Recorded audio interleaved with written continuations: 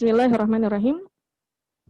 Assalamualaikum warahmatullahi wabarakatuh. Waalaikumsalam warahmatullahi wabarakatuh. Innal hamdalillah nahmaduhu wa nasta'inuhu wa nastaghfiruh wa na'udzu billahi min shururi anfusina wa min sayyiati a'malina may yahdihillahu fala mudilla lahu wa may yudlil fala hadiya lahu. Asyhadu an la ilaha illallah wahdahu la syarika lah. Wa asyhadu anna Muhammadan abduhu wa rasuluhu la nabiyya ba'da. Raditu billahi rabba wa bil islami dina wa bi Muhammadin nabiyya wa rasula.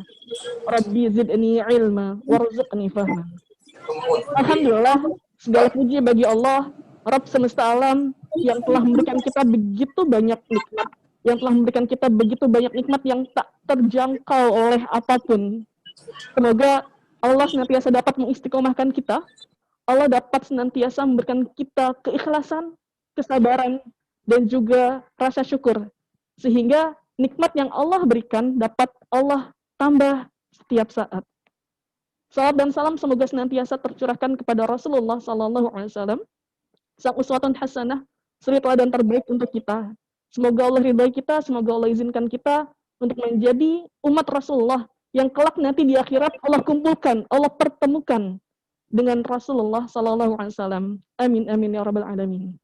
Ya, barakallah untuk ayah bunda yang sudah hadir tepat waktu, bahkan tadi ada yang sudah join sebelum jam 7.30, ada yang sudah join juga menjelang jam 7.45. Alhamdulillah, semoga Allah catat usaha, upaya, kesungguhan ayah bunda untuk bersama menuntut ilmu, untuk bersama bersinergis dengan sekolah, mendidik anak-anak Anda di rumah, untuk bisa menjadi anak-anak yang bukan hanya sekedar maju dalam hal keduniawian, tapi juga nanti kelak di akhirat menjadi penolong-penolong kita, menjadi penyelamat kita untuk masuk ke dalam surganya Allah dan dijauhkan dari nerakanya Allah, insya Allah. Ya, mengingat kembali, bulan lalu kita sudah punya tagline atau jargon sebelum kita memulai aktivitas hari ini. Ada yang masih kita, Ibunda, jargon kita apa? Atau tagline kita apa? Ada yang ingat?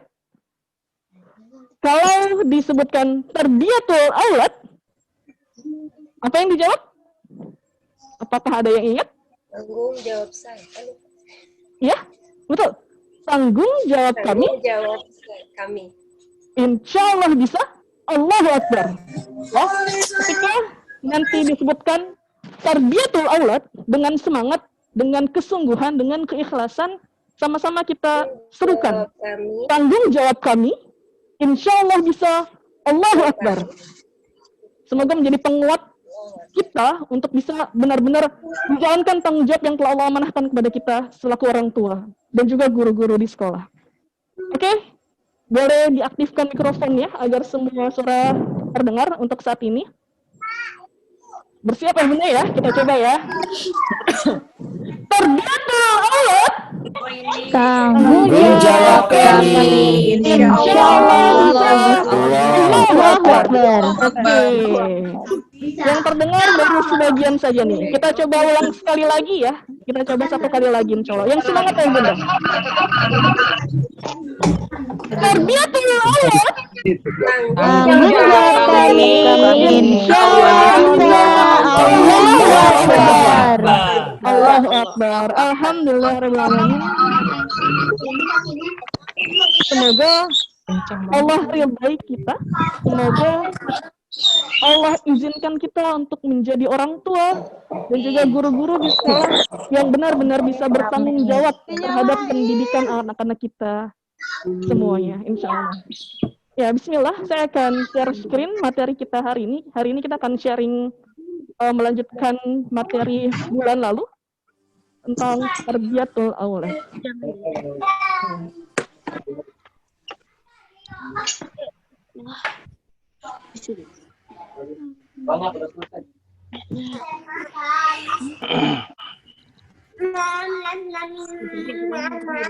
Oke. Bismillahirrahmanirrahim. Tarbiyatul aulad fil Islam, pendidikan anak dalam Islam.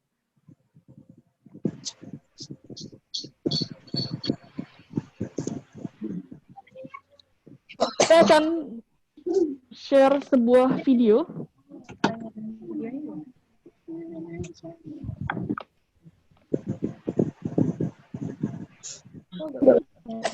Bismillah.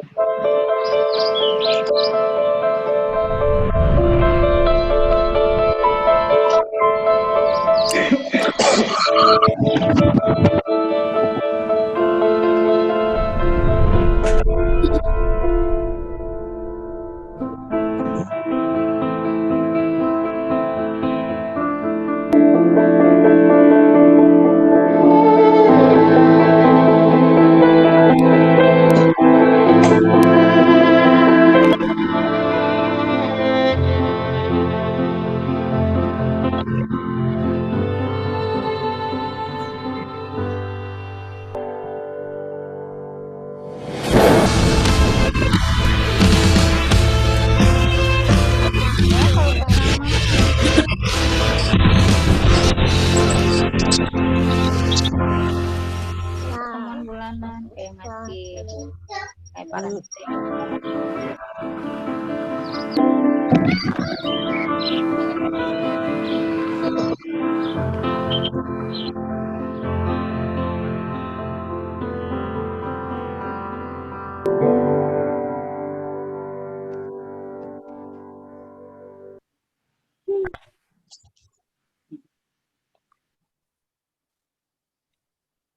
Oke.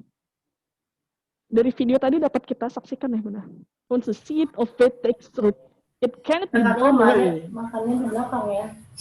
even by the stone's wine. Ketika benih iman itu berakar, ia tidak akan dapat dihancurkan. Bahkan oleh angin terkuat sekalipun. Ini berhubungan dengan materi kita bulan lalu. Ketika keimanan anak sudah begitu kuat tertancap di dalam jiwa Ananda, maka keimanan tersebut tidak akan dapat dipatahkan dengan angin, dengan cobaan, dengan tantangan yang besar sekalipun. Tapi tadi syaratnya, harus kuat tertancap sejak dini. Ketika hal tersebut sudah kita sama-sama bangun, sudah sama-sama kita kuatkan, maka insya Allah masa depan Anda akan semakin mudah, akan semakin Allah ridhoi, dan nilai-nilai kebaikan akan terus mengalir dari dalam diri Anda. Dan pada kesempatan hari ini kita akan melanjutkan berkait tanggung jawab pendidikan moral, adab, akhlak, dan juga Quran bagi Anda. Bismillah.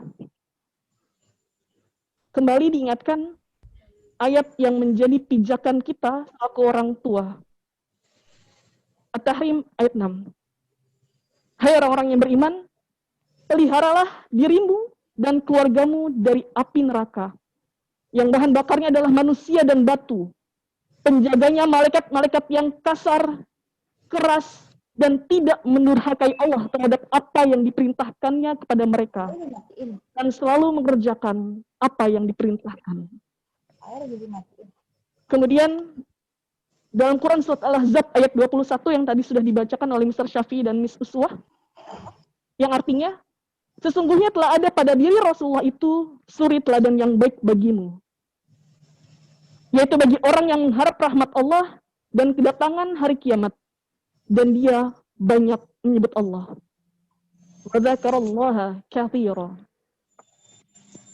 Dan hadis Rasulullah yang berbunyi, man hala walin waladan min nahn afdala min adabin hasan. Tidak ada suatu pemberian seorang ayah kepada anaknya yang lebih utama daripada adab atau akhlak yang baik. Bukan uang, bukan mainan, bukan kendaraan, tapi yang utama adalah akhlak yang baik. Ini yang Rasulullah sampaikan kepada kita. Kemudian, dalam kitab Tuhfah Al-Maudud, Abdullah bin Umar radhiyallahu anhu berkata, didiklah anakmu, karena sesungguhnya engkau akan dimintai pertanggungjawaban mengenai pendidikan dan pengajaran yang telah engkau berikan kepadanya. Dan dia, anak kita, juga akan ditanya mengenai kebaikanmu kepadanya, serta ketaatannya kepadamu. Baik, itu tazkirah pengingat kita semua akan betapa pentingnya kita selaku orang tua, selaku guru, untuk benar-benar mencurahkan seluruh jiwa dan raga kita untuk mendidik Ananda, untuk membesarkan Ananda dengan akhlak dan adab yang baik, menjadi teladan kebaikan bagi mereka.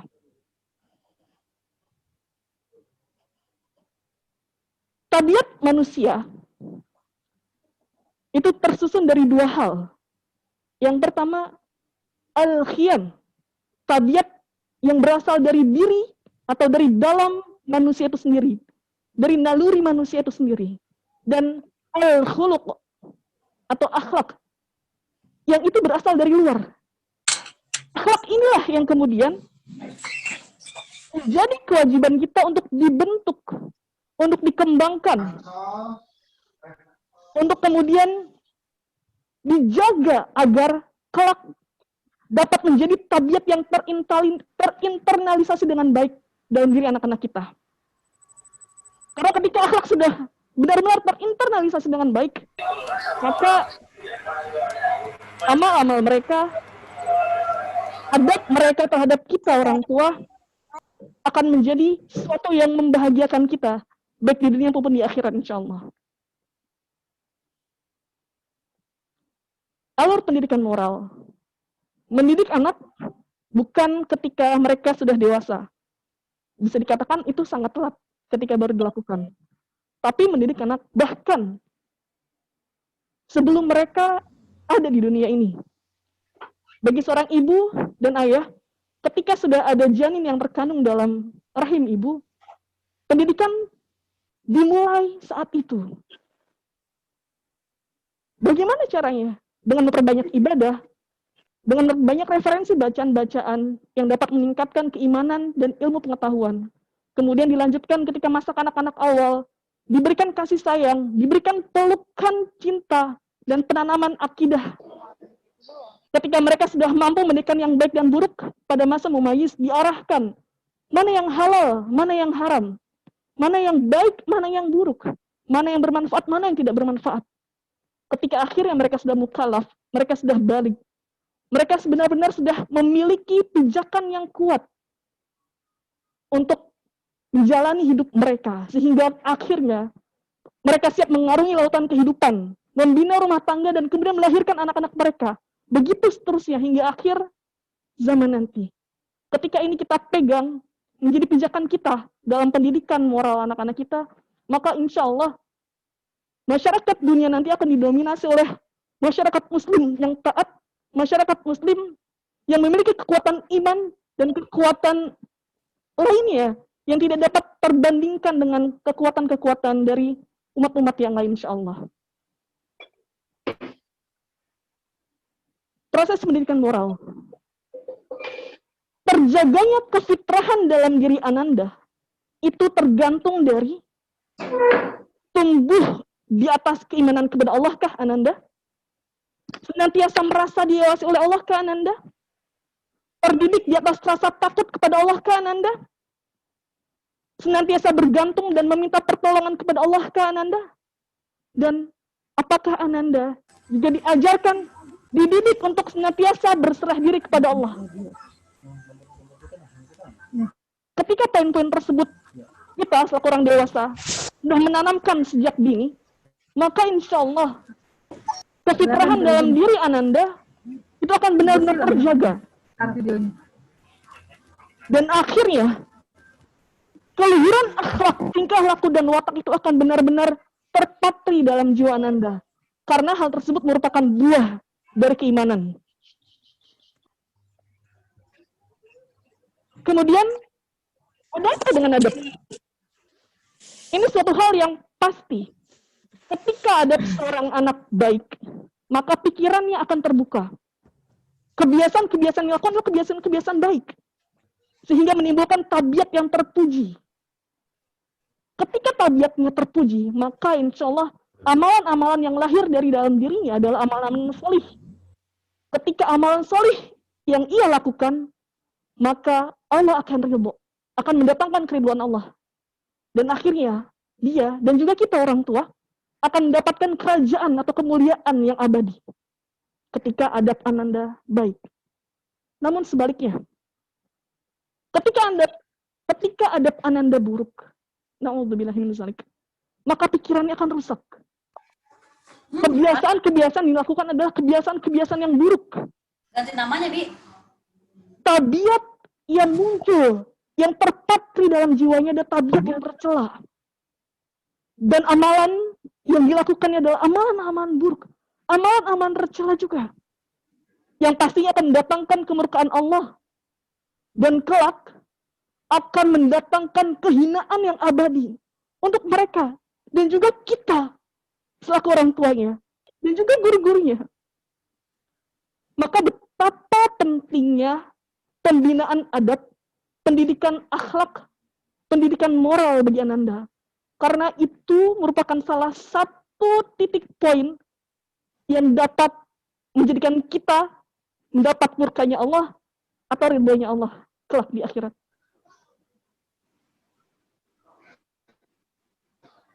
Pentingnya teladan. Bulan lalu kita sudah menyaksikan sebuah video Children see, children do. Apa yang Ananda lihat dari orang dewasa, dari orang tua di rumah, dari guru-guru di sekolah, di masyarakat di sekitar rumah Ananda, maka itu yang nanti akan Ananda lakukan. Karena seorang anak itu bagaikan kertas putih yang ketika digambarkan apapun di atasnya, itu akan terus berada di atasnya. Sampai akhirnya, apa yang mendominasi, itulah yang akan mereka dapatkan. Itu yang akan mereka lakukan. Diriwayatkan oleh Ibnu Majah dan Ibnu Abbas radhiyallahu anhuma, Nabi SAW bersabda, "Akrimu auladakum wa ahsinu adabahum." Muliakanlah anak-anak kalian dan ajarkanlah kepada mereka adab yang baik.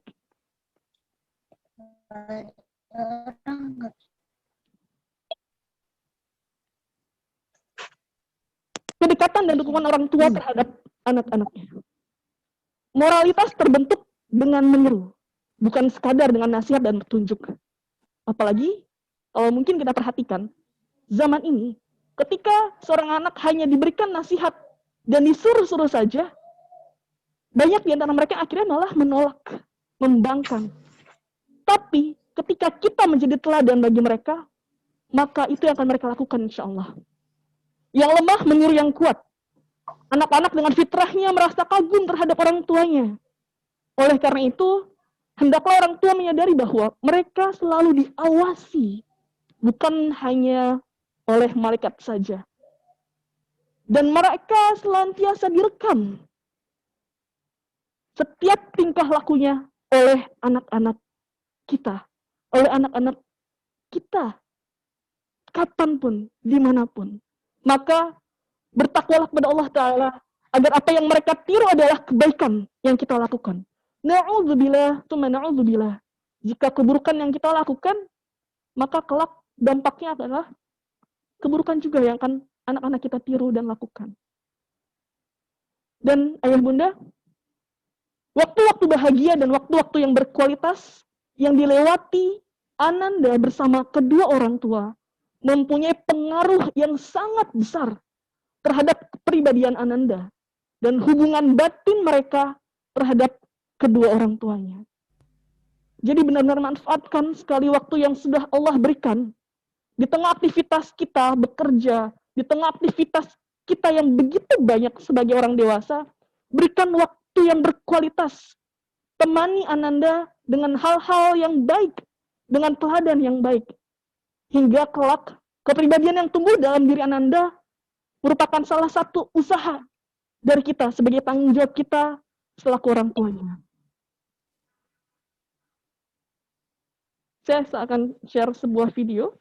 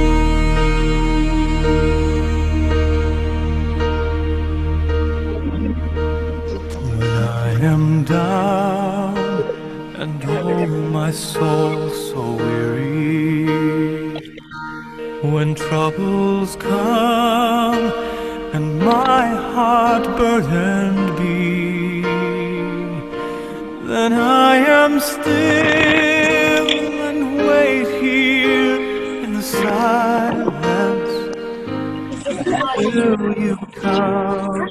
Iya. Sit a while with me.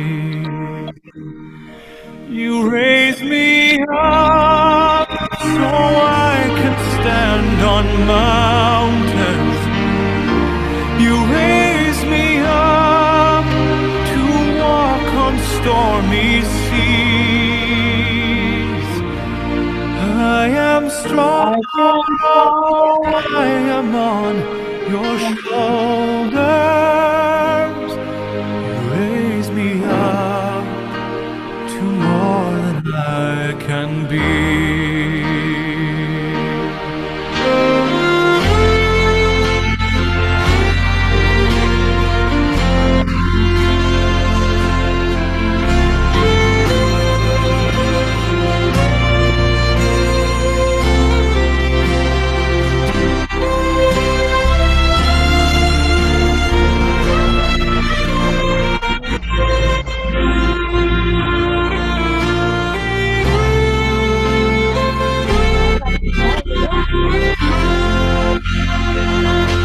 You raise me up so I can stand on mountains. You raise me up to walk on stormy seas. I am strong and I am on your shoulders. You raise me up to more than I can be.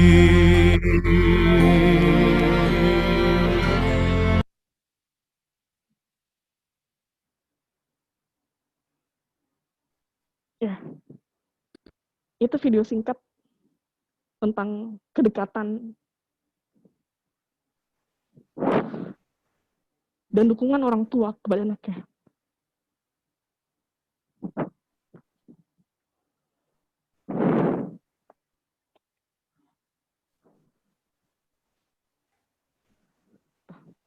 Maaf ya, benar. Ketika orang tua memberikan dukungan yang tulus kepada anaknya,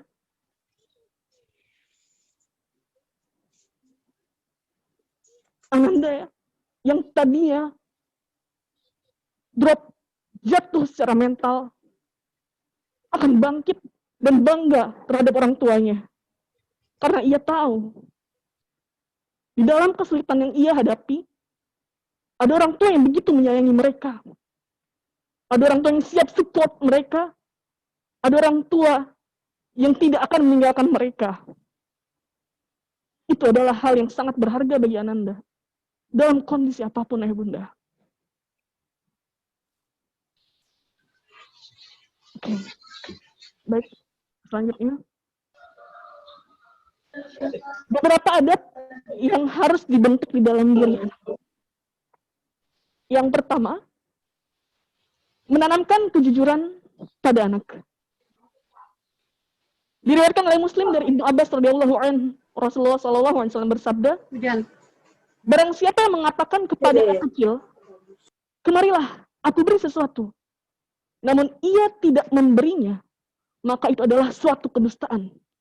Pada saat itu, orang dewasa yang mengatakan hal tersebut tapi tidak memberinya sama saja sedang menjerumuskan Ananda.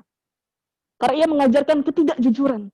Padahal kita tahu, Rasulullah SAW adalah sang uswatun hasanah yang mendapatkan gelar Al-Amin. Yang masyarakat musyrikin sekalipun benar-benar menghargai beliau sebagai orang yang jujur.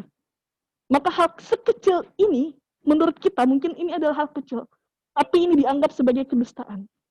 Karena Rasul benar-benar menekankan pada umatnya untuk menanamkan kejujuran kepada anak-anaknya. Yang kedua, mengajarkan anak untuk menjaga rahasia. Rasulullah SAW merasakan pentingnya menumbuhkan anak dengan perilaku menjaga rahasia. Karena itu, merefleksikan kebaikan si anak, serta keselamatan keluarga dan pembangunan masyarakat.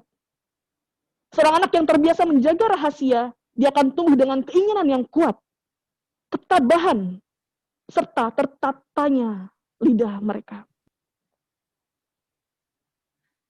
Kemudian, menanamkan sikap amanah. Amanah perilaku mendasar yang Nabi Muhammad SAW miliki. Sifat ini sejak masih kecil, sejak beliau masih kecil, bahkan sejak beliau belum diangkat menjadi rasul. Sampai tadi kaum musyrikin memberikan gelar as-sadiqul amin, orang yang jujur, lagi amanah. Maka tentu kita sebagai umat Rasulullah yang ingin dikumpulkan bersama dengan Rasulullah nanti di akhirat, harus menanamkan sikap amanah pada diri kita sendiri dan kemudian mengimplementasikan dan mengajarkannya kepada anak-anak kita. Agar sikap dan sifat yang dimiliki oleh anak-anak kita sebagaimana yang Rasulullah ajarkan. Selanjutnya, kita diminta untuk mendidik anak untuk menjauhi sifat iri dan dengki. Bagaimana dari Anas bin Malik radhiyallahu anhu, Rasulullah SAW bersabda kepadanya, kepada Anas, "Wahai anakku, apabila engkau mampu untuk melalui pagi dan sore hari tanpa ada rasa ingin merugikan orang lain di hatimu, maka lakukannya. Wahai anakku, itu adalah sunnahku. Barang siapa yang menghidupkan sunnahku berarti telah mencintaiku.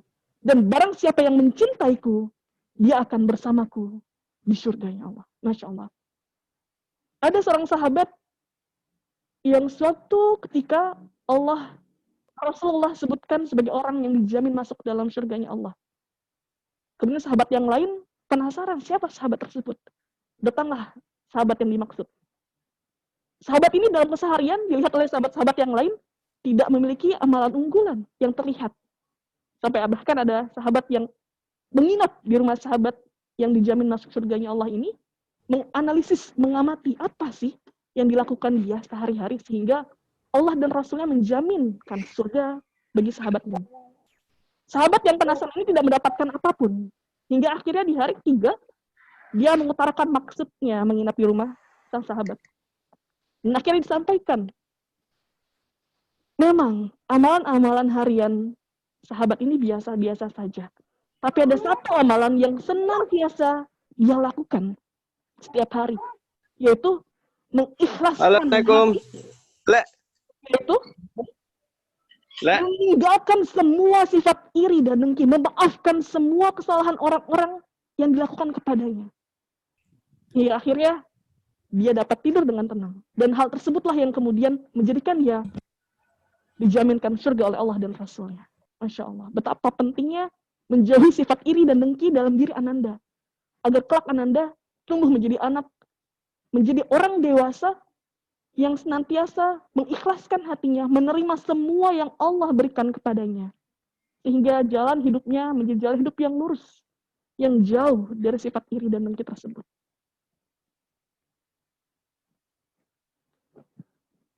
Kemudian diambil dari buku Tarbiyatul Aulad, 4 perbuatan paling buruk yang harus dihindarkan pada diri Ananda. Yang pertama adalah gemar berbohong. Diriwayatkan dari Ibnu Mas'ud, Rasulullah SAW bersabda, "Jauhilah kebohongan, sebab kebohongan menggiring kepada keburukan, dan keburukan menggiring kepada neraka.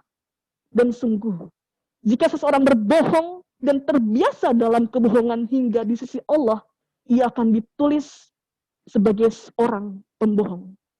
Hadis riwayat Bukhari Muslim. Yang kedua, gemar mencuri.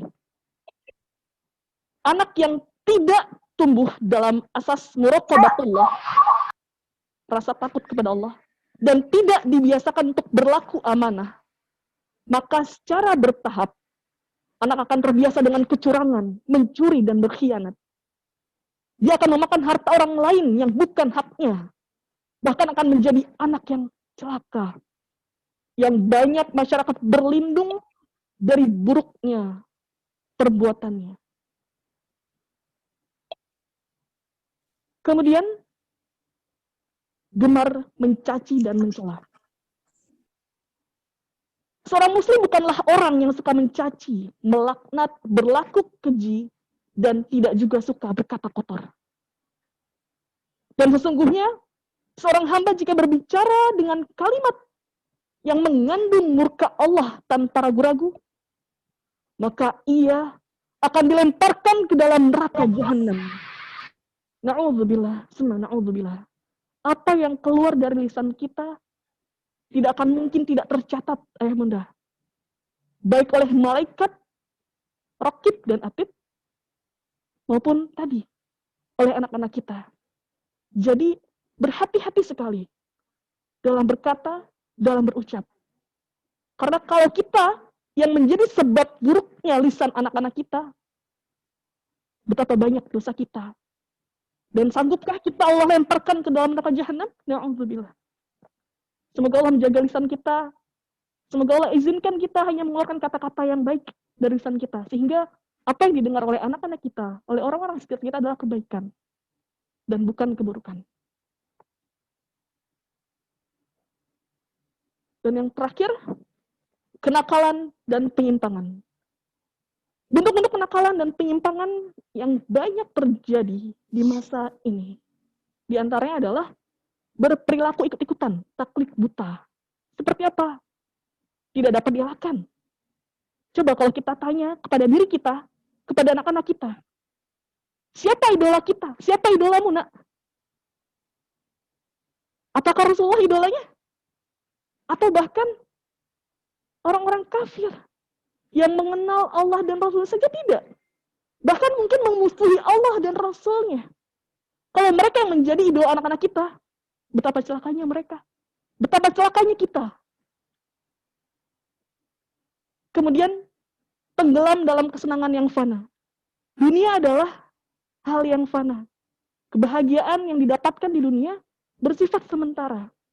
Ketika kita hanya mencari kesenangan dunia, maka kita akan tertinggal dengan kesenangan yang abadi, yaitu kesenangan akhirat. Surganya Allah. Yang ketiga, gemar pada kemaksiatan. Saat ini, tengah maraknya gadget, yang sulit untuk dibatasi. Ketika kita, selaku orang tua, tidak bisa mengatur ritme anak kita, na'udzubillah min dzalik.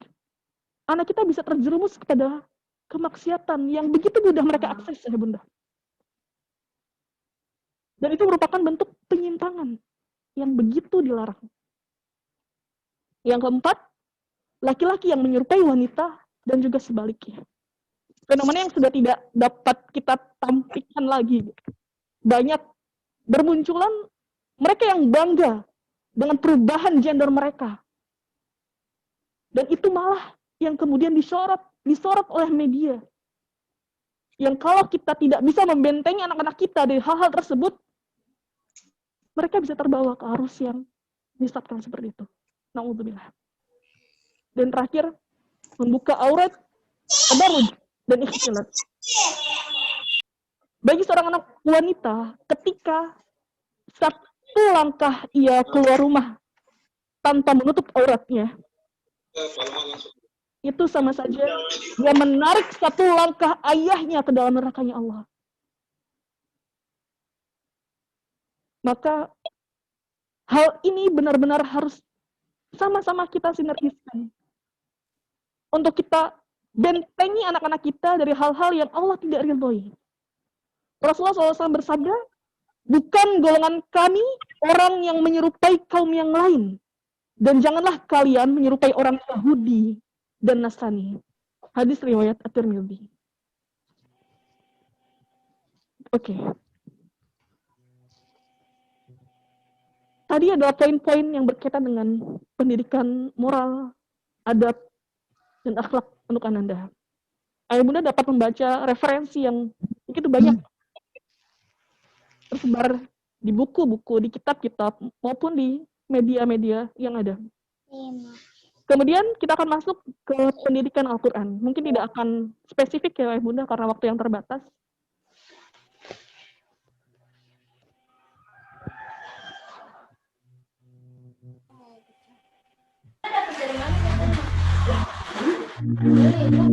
Hari itu kami dengan teman-teman, kami biasa ke kamp pengungsian.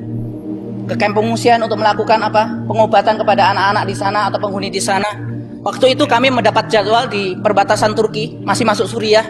Namanya camp itu adalah camp pengungsian Ummahatul Mukminin. Di mana yang tinggal di situ semuanya adalah janda syuhada. Semua suaminya itu syahid di medan jihad. Mereka tinggal di camp-camp pengungsian. Keadaan lapar. Mereka kesehatannya sudah kacau semuanya. Kami datang ke situ. Kalau kami datang, itu kita punya tim dokter masuk kan di camp pengungsian, saya tidak masuk. Saya berada di luar. Saya berada di luar. Dan kebiasaan saya, kalau ke sana, saya bawa tas ransel paling besar itu, yang ukuran 15 kilo. Saya datang ke sana, saya penuhi itu semua dengan biskuit atau dengan kue. Karena anak-anak camp kan banyak sekali. Untuk sekedar menghibur mereka. Ketika datang saya kumpulkan, ayo anak-anak, ayo hal atfal, ta'alu huna. Ayo, kumpul sini sama paman. Paman ingin mendengar satu-satu dari kalian yang bisa menghafal Al-Quran, saya berikan biskuit ini. Yang bisa menghafal hadis satu, saya berikan biskuit ini. Mereka mulai, hafalan surat ini, hafalan surat ini. Mereka saya berikan. Sebenarnya sih, apa sih arti biskuit satu paling 2.000 di sini. Hanya bisa menyeka air mata mereka itu sesaat. Tapi paling tidak saya bisa melihat mereka tersenyum. Ayo yang bisa hafalan Quran ke sini. Mereka hafalan Quran, mereka hafalan hadis. Hari itu anak-anak kan sudah selesai, kita mau pulang. Saya kemas-kemas di mobil itu. Ketika saya kemas-kemas, datang 3 anak kecil perempuan. 3 anak kecil ini usia kelas 3 SD. Dia datang menghadap saya itu dalam keadaan menunduk-nunduk mukanya. Ahlus Syam, Bapak Ibu yang dirahmati Allah, perempuannya Masya Allah menjaga diri. Kalau ketemu lelaki itu langsung dia mengambil jalan lain. Kalau tidak sengaja itu terlihat kita berpapasan itu melempar muka di sana. Masya Allah orang Syam di situ. Muruahnya luar biasa. Si anak kecil ini kan datang kepada saya. Assalamualaikum. Saya jawab Waalaikumsalam warahmatullah. Dik, saya katakan, Dik, ada apa? Mereka diam, malu itu diam. Mereka saling sikut-sikutan. Udah kamu saja, kamu yang ngomong. Kamu saja yang ngomong. Kamu, ada apa ini? Ada yang bisa paman bantu? Ini anak-anak yatim tadi kan? Tadi belum dapat biskuit kan, masih ada sisa. Nih, kalau ada yang belum dapat biskuit nih, paman masih ada nih, saya kasih nih. Oh tidak paman, kami sudah dapat biskuit tadi, sudah ambil. Terus kalian mau apa? Paman, mereka diam. Mau apa? Saya kira kan namanya anak yatim. Rumah tidak ada, rumahnya sudah hancur ini. Paling yang minta ini, minta itulah. Saya tanya, minta apa nak? Ngomong sudah, nanti paman bantu kalau bisa. Paman Abu Zubair. Ya, Paman Abu Zubair bawa mushaf Quran tidak? Saya kan kaget. Mushaf Quran untuk apa kan dalam hati saya? Untuk apa saya katakan? Mushaf Quran untuk apa? Untuk kalian untuk diapakan mushaf Quran? Masya Allah, dengarkan baik-baik wahai ummahat, wahai para bapak. Mereka anak-anak yatim ini mengatakan, Paman Abu Zubair, demi Allah kami itu ini saling menghafal Quran, tapi di kamp pengungsian tidak ada Al-Quran di sana. Bisakah Paman berikan Al-Quran untuk kami? Waktu itu saya sudah tergoncang hati saya. Air mata sudah deras menetes, sudah hancur hati saya waktu itu. Betul-betul sudah. Seorang anak yang rumahnya hancur, ayahnya meninggal dalam keadaan susah, mengatakan di hadapan saya, Paman punya mushaf Quran tidak? Kami ingin menghafal Quran tapi tidak ada di kamp pengungsian. Saya katakan waktu saya menangis, saya katakan, demi Allah, tunggu sebentar. Paman hari ini tidak bawa, tapi insya Allah kalau kesini Paman bawakan untuk kalian. Saya pulang itu menangis, bukan menangisi mereka, demi Allah saya menangisi diri saya. Dan waktu itu saya menangisi apa yang saya tinggalkan di Indonesia. Anak-anak yang dilalaikan dilalaikan dari Al-Quran. Menangisi saya Indonesia dalam keadaan aman. Saya pulang sudah kalut pikiran saya. Saya balik sana lagi, saya bawa lagi itu biskuit 1 ransel. Saya bagikan qadarullah wa masya'a fa'ala. Saya lupa. Saya bagikan biskuit.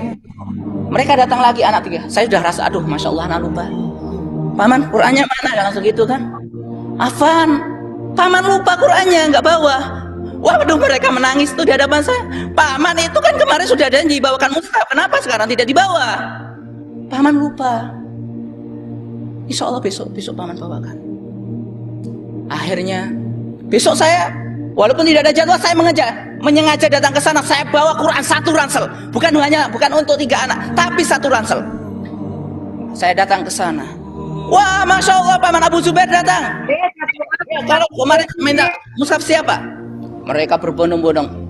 Saya berikan mushaf. Masya Allah, wajahnya mereka bergembira. Dan tahu siapa yang paling bergembira? Saya. Bapak Ibu yang dirahmati Allah Ta'ala. Di sana anak itu menghafal Quran itu dalam taruhan nyawa, Bapak Ibu. Demi Allah, dalam taruhan nyawa. Gak percaya? Di samping markas kami, di samping klinik kami, di sebuah desa, sore-sore anak-anak kecil ini kan menghafal Quran di masjid seperti ini, menghafal Quran. Didatangkan itu helikopter, dijatuhi bom Birmil, meledak di samping masjid, hancur kaca itu. Anak-anak terpental, terkena kaca, mereka berdarah dalam waktu menghafal Quran. Alhamdulillah waktu itu tidak ada yang meninggal, cuma karena kena sampingnya. Tetapi bulan Sya'ban kemarin di Dar'a, puluhan anak menghafal Quran, sedang mereka menghafal Quran dalam halaqah. Rezim laknat ini, mereka meluncurkan rudal jelajah dalam jarak sekian kilo tanpa ada muqaddimah, tidak ada suara, dihancurkan masjid itu. 23 anak langsung syahid waktu menghafal Quran. Saya katakan, di sana itu anak-anak kita menghafal Quran itu betul-betul dalam tumpahan darah. Mereka itu menebus semuanya itu, satu ayat itu satu nyawa, saya katakan di sana.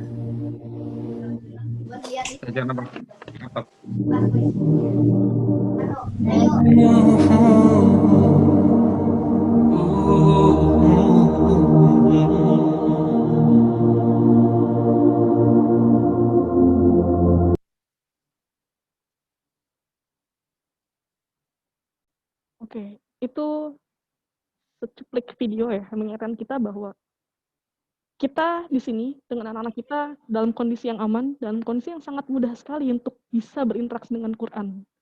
Tapi apakah kita sudah mengoptimalkan kemudahan yang Allah berikan tersebut? Rasulullah living of Quran. Setelah kita ketahui dari hadis sahih yang bersumber dari Bunda Aisyah radhiyallahu anha bahwa tabiat dan akhlak Rasulullah SAW adalah Al-Quran. Dia adalah Al-Quran yang hidup, Al-Quran yang berjalan. Sedangkan para sahabat, tabi'in, dan salafus solih adalah ahlul Quran. Yang artinya, nilai-nilai Al-Quran telah terinternalisasi ke dalam diri mereka dengan sangat baik. Dan sejarah telah mencatat dengan tinta emas kiprah mereka dalam membangun peradaban masyarakat yang madani. Yang diakui bukan hanya oleh umat Islam, tapi bahkan oleh orang-orang kafir di luar sana. Al-Hafiz Asy'uti rahimahullah mengatakan, mengajarkan Al-Quran kepada anak-anak adalah salah satu dasar Islam, agar mereka dapat tumbuh sesuai fitrah dan cahaya hikmah dapat lebih cepat meresap ke dalam hati mereka sebelum didahului oleh nafsu dan gelapnya yang berupa kemaksiatan dan kesesatan.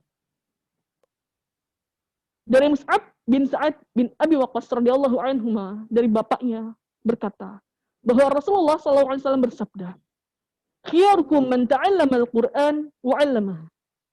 Orang terbaik dari kalian adalah orang yang mempelajari Al-Qur'an dan mengajarkannya. Agar anak cinta Quran, diambil dari salah satu buku, ada 3 poin yang harus kita tumbuhkan. Menumbuhkan benih cinta anak terhadap Al-Quran, mengokohkan ikatan cinta anak terhadap Al-Quran, dan hidup bahagia bersama Al-Quran. Menumbuhkan benih cinta, ada 2 cara yang dapat dilakukan. Menurunkan kisah-kisah, membacakan kisah-kisah yang ada di Al-Quran. Karena Al-Quran itu adalah kitab suci yang begitu banyak kisah di dalamnya, yang dapat dijadikan sebagai pelajaran. Yang kedua, menjadikan Al-Quran sebagai bahan perlombaan. Maksudnya di sini adalah anak-anak itu sangat gemar sekali untuk mengikuti perlombaan, pertandingan. Seperti kita ketahui ketika ada lomba menghafal Quran, tilawat Al-Quran, banyak anak-anak yang ikut. Berharap dari momen-momen tersebut tumbuh rasa cinta dalam jiwa ananda untuk semakin dekat dengan Al-Quran. Dan yang kedua, mengokohkan ikatan cinta anak terhadap Al-Quran. Menanamkan tentang syafaat Al-Quran di akhirat nanti. Menjadikan Anda cinta surga dengan Al-Quran. Dan menanamkan Al-Quran sebagai asyifa, sebagai penyembuh. Yang ketiga, hidup bahagia bersama Al-Quran. Sebagaimana akhlak Nabi SAW dalam Al-Quran, menggaungkan bahasa Arab dalam keseharian, sedikit demi sedikit, karena bahasa Arab merupakan bahasa Al-Quran, dan menerapkan etika berdialog yang ada di dalam Al-Quran, yang merupakan contoh terbaik yang Allah dan Rasul-Nya berikan kepada kita.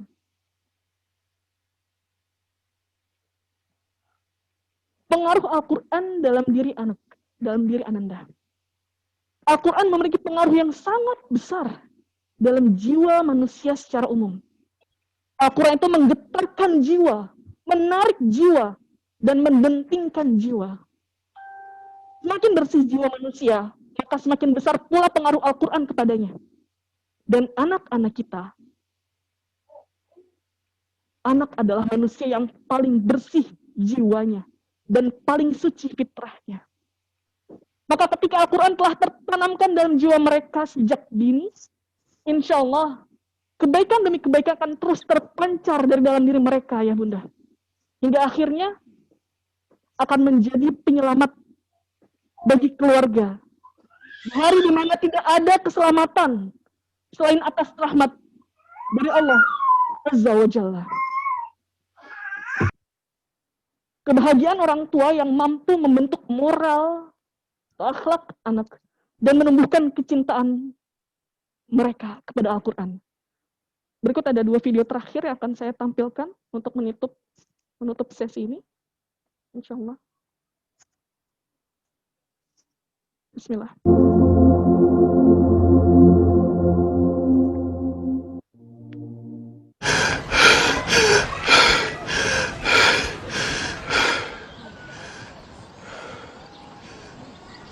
Mày phải lông đèn rõ.112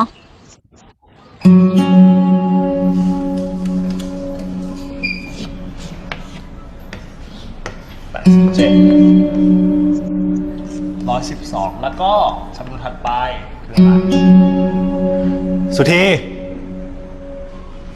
จำนวนต่อไปเป็นอะไรครับ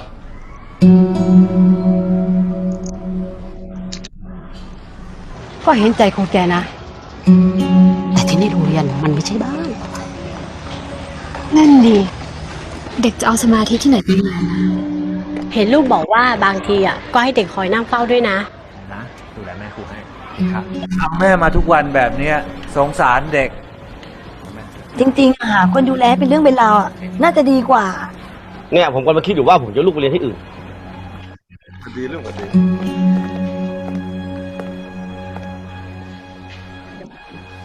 ครูประจักษ์ผมขอคุยด้วยหน่อย ครับ แม่ ครูครับผมกลับก่อนนะครับ ครับ สวัสดีครับ ผู้ปกครองพูดกันมาเยอะ ผมว่าครูประจักษ์ต้องคิดเรื่องนี้อย่างจริงจังแล้วครับ ผมพอจะหาคนดูแลแม่ครูได้นะ ขอบคุณนะครับผอ.แต่แม่ของผมให้คนอื่นดูแลแทนไม่ได้เอาเป็นว่า แม่สักครู่นะครับ แม่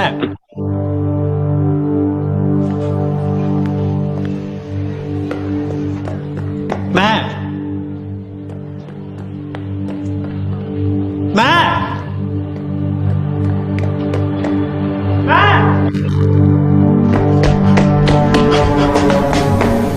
แม่ จะไปไหนเนี่ย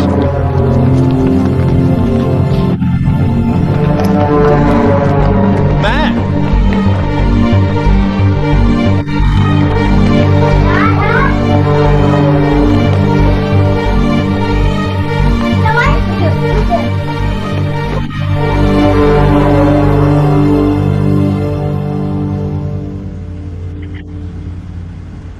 ถ้าผมโต ผมจะขับรถให้แม่นั่ง เป็นอะไร แม่จอด อะไรอะลูก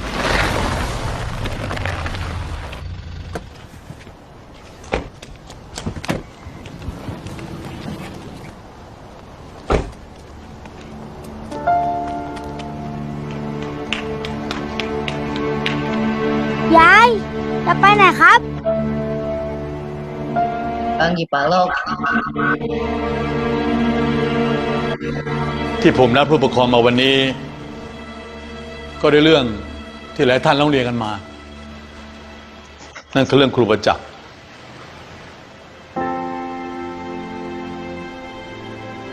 แม่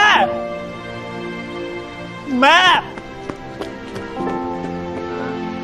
แม่ของครูประจักษ์เป็นโรคสมองเสื่อมและการที่แกพาแม่มาโรงเรียนด้วย ก็อาจจะสร้างความลำบากใจให้กับหลายๆท่านครูประจักษ์บอกผมว่าแกมีแม่อยู่คนเดียวและแม่แกก็มีแกคนเดียว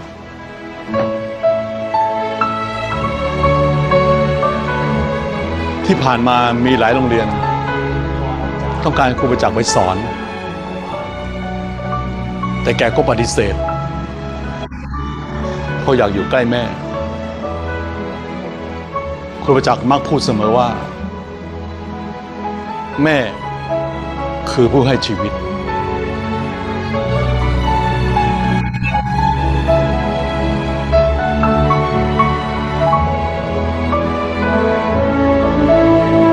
เอาละครับ เราทุกคนมีสิทธิ์ที่จะปกป้องคนที่เรารัก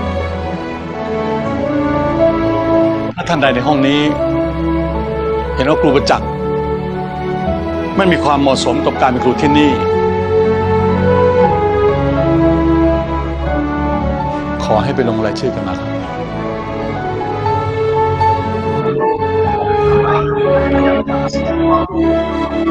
แม่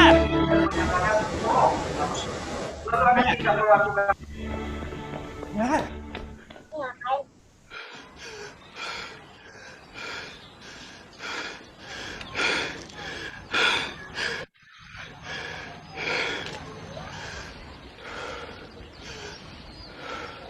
ไม่ไปโรงเรียนเหรอ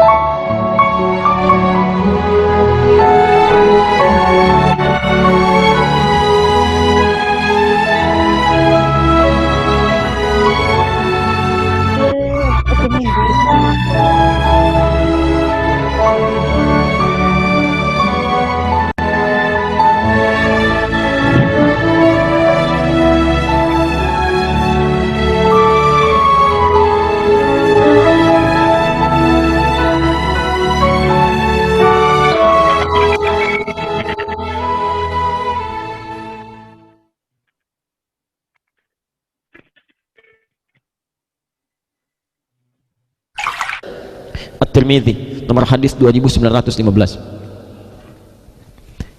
Ini informasi saja.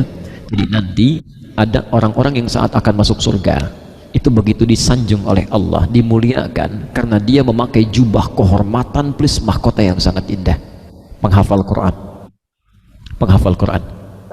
Dan hebatnya ketika akan masuk surga itu Qurannya langsung bicara Allahumma halli, Allahumma halli. Ini tafsiran nanti dari Quran surah 35 Fatir, ya, dimulai dari ayat yang ke-30 sampai 33 itu, ya. Yuhallawna fiha, di ayat terakhirnya. Kata Qurannya Allahumma halli, ya Allah tolong bedakan penghafal Quran dengan yang bukan, hiasi dia. Fayulbasu ilaihi tajul karamah, maka dipakaikan di kepalanya mahkota kehormatan. Anda tahu mahkota ini dilukiskan, sinarnya lebih terang dibandingkan sinar yang masuk ke dalam rumah kita. Tiba-tiba ketika dipakaikan, dipanggil kedua orang tuanya. Mana orang tua yang bisa memberikan, menata, mendidik anaknya sampai bisa hafal Quran ini? InsyaAllah. Sepanjang orang tuanya beriman, tidak bermaksiat yang fatal, dan punya amal saleh, dipanggil oleh Allah, kemudian anaknya diminta membawa mahkota, dipakaikan di kepala kedua orang tuanya. Ya. Jadi ketika si Fulan dipanggil Fulan, Masya Allah, dia datang, orang tuanya dipanggil, dan anak itu dengan gembiranya memakaikan di kepala kedua orang tuanya belum hafal, tapi dia berinvestasi. Bapaknya boleh nggak hafal Quran, anak saya mesti hafal. Ibunya nggak tahu hadis, anak saya mesti hafal, anak saya mesti tahu. maka orang-orang inilah yang punya kehebatan nanti, kebanggaan saat dipanggil oleh Allah. Keluarga besarnya dipanggil fulan bin fulan, datang dia membawa mahkota dipakaikan. Anak anda ada di mana? Lihat Omar, ini kita Omar, orang polisi ya, punya ayah sibuk luar biasa di salah satu sekolah internasional. Ini kisah nyata. Kalau di sekolah internasional kan suka ada Father Day ya, ayah itu. Di semua anak-anak itu perform. Di bapaknya Umar Pak, ini jarang datang, ibunya aja yang datang. Satu kali ibunya mengatakan, kalau bahasa kita Pak, ya, yang selalu datang tuh saya, yang lain bapaknya, ini kok ibunya. Kalau momen nanti nggak datang, akan ada masalah di keluarga kita. Maka bapaknya mulai meluangkan waktu, agak malas-malasan, kemudian mulai duduk, ya, duduk paling belakang Pak. Ketika yang lain perform, ada yang nyanyi, yang baca puisi macam-macam, Umar akhirnya dipanggil. Saat dipanggil itu, dia minta untuk memanggil satu nama laki-laki. Tapi begitu mengejutkan, yang dipanggil bukan bapaknya. Panggil si fulan katanya, ternyata guru ngajinya. Guru ngajinya. Ketika dipanggil, lalu dikatakan oleh Omar, tolong tes hafalan Quran saya. Ternyata anak ini ingin perform dengan hafalan Qurannya. Allah.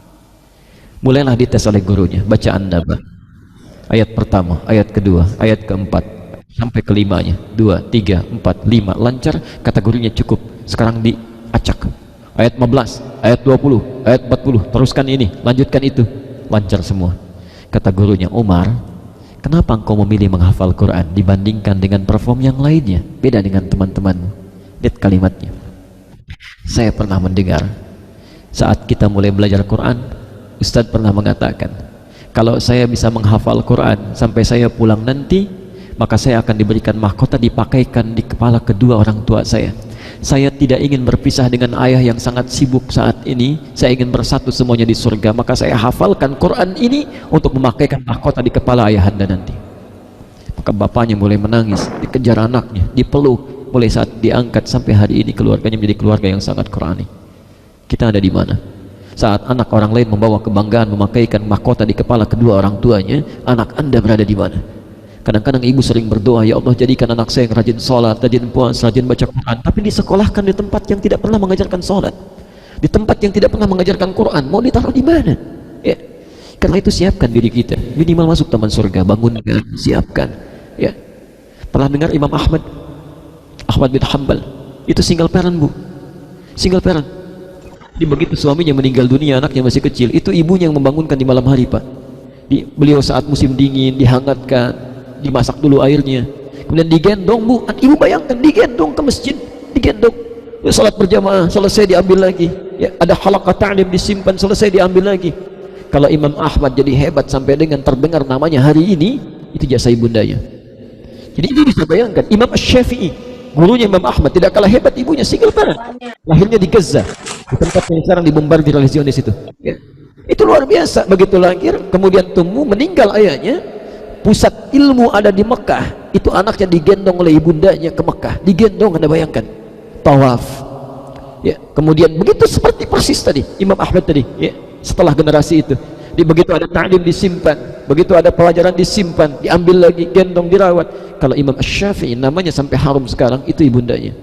Jadi anda bayangkan, dulu orang tua yang fasilitasnya sangat terbatas saja, berjalan kaki dengan tapaknya, dengan keringatnya bisa membentuk anak yang luar biasa, maka bagaimana anda yang diberikan fasilitasnya, keadaannya, rumahnya cukup, segalanya ada, apakah itu semua belum cukup untuk menjadikan kita lebih dekat dengan Allah Subhanahu wa ta'ala?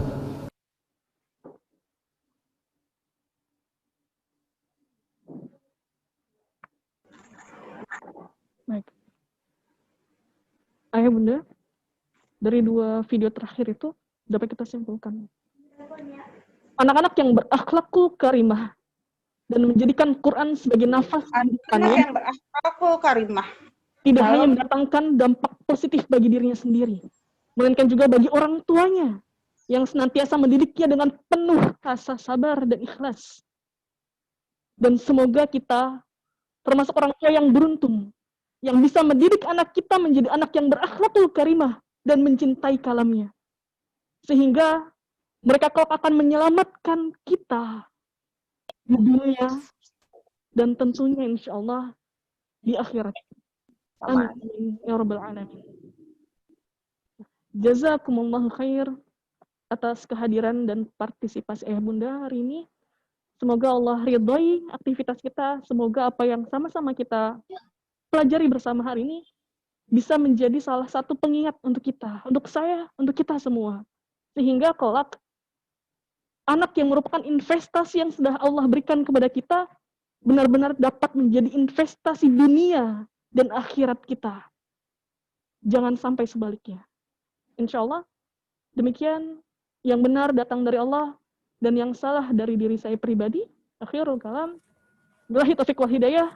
Wassalamualaikum warahmatullahi wabarakatuh.